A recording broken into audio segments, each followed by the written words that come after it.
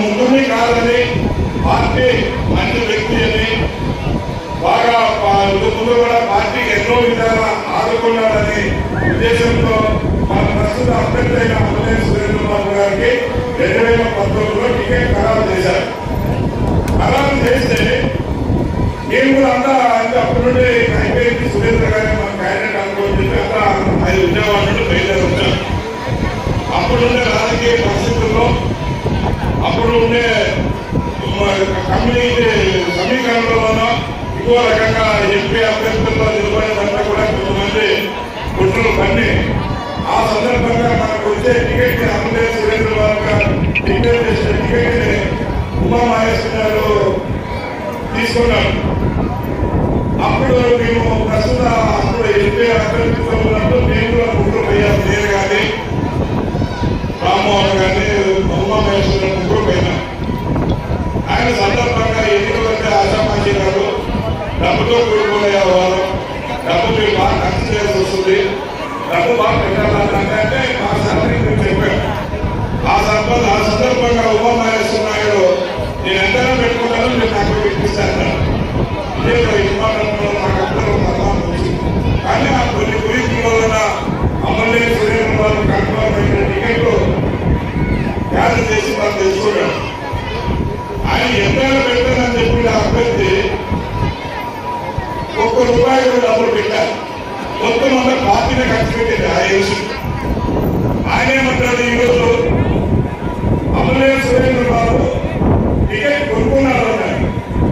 2019 నువ్వు ఎంత డబ్బులు ఇచ్చి టికెట్ కొన్నావు, నీవే ఉద్దేశంతో వాళ్ళ మాట మాట్లాడారు. కనుక అనుకుంటున్నావా, గెలుచుకున్నావా? మీ ప్రత్యేక సాక్షులు మేము ఆ రోజు ఉన్నాం.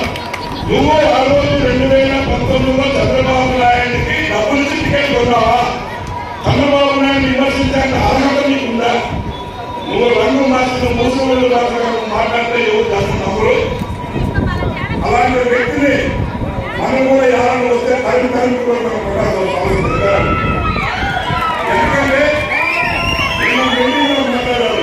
నేను మీటింగ్లో ఏం మాట్లాడారు, అమలేని సురేంద్ర బాబు నుండి 114 నేను రావాలని మాట్లాడారు. కాబట్టి అమర్నించడమా నువ్వు గెలిపించడం ఒకసారి ఆలోచన. అమరకానికి నా భూమి పోయింది. నాకు ఈ రోజు కూడా నాకు డబ్బులు ఇవ్వలేదు. ప్రభుత్వం అనేది ఈ రోజు కూడా డబ్బులు ఇవ్వలేదు. తెలుగుదేశం ప్రభుత్వంలో ల్యాండ్ అప్లై చేయగానే రైతులు ఉత్సాహంగా ముందుకు వచ్చి మాకే అమలేని సురేంద్ర గారు నువ్వు మా భూమి నువ్వు కాలం ఒకటేసారి చెప్పి 2019 ఎలక్షన్లలో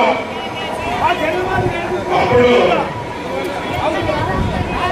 అనేక కళ్ళూరి మాటలు చెప్పి ఇక్కడ స్థానిక లీడర్లని మోసం చేసి మీకేదో సాయం చేశారనే ఉద్దేశంతో తెలుగుదేశం పార్టీకి పక్క నియోజకవర్గంలో ఉండే ఉమామహేశ్వర నాయుడు మన నియోజకవర్గంలో వచ్చి మాకు మీ సాయం చేస్తామని ఎదుర్కొంటామని చెప్పి మాకి అప్పుడున్న ఎమ్మెల్యేతో కొంచెం మాకు విభేదం ఉండేది. నాకు వాస్తవమే.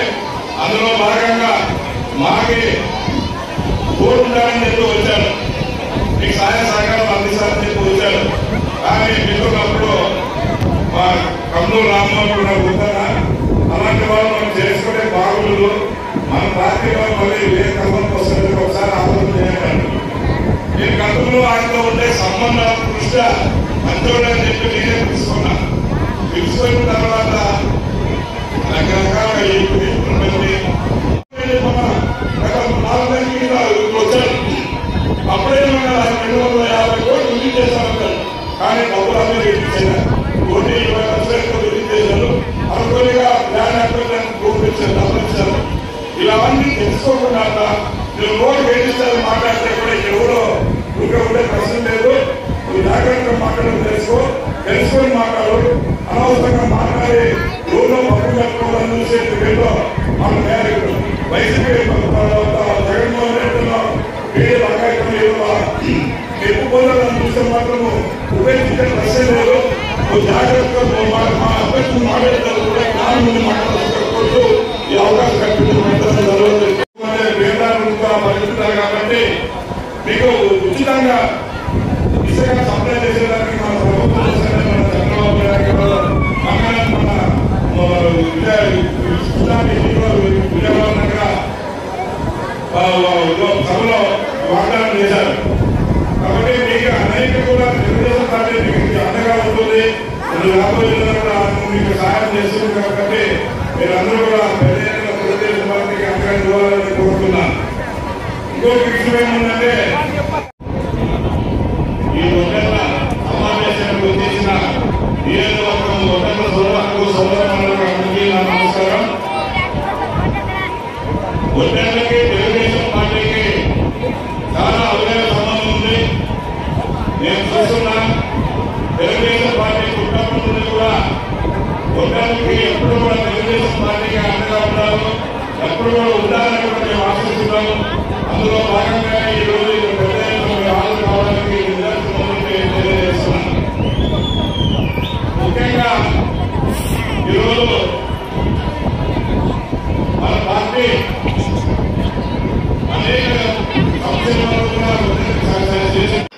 అందరికంటే ముందుగా అన్నిటికంటే వేగంగా కళ్యాణదుర్గం నియోజకవర్గ వార్తలు మీ మొబైల్లో రావడానికి కళ్యాణదుర్గ సమాచారం సబ్స్క్రైబ్ చేసుకోండి. అలానే బెల్ ఐకాన్ యాక్టివేట్ చేసుకోండి. వార్త చూసిన తర్వాత షేర్ చేయండి, లైక్ చేయండి.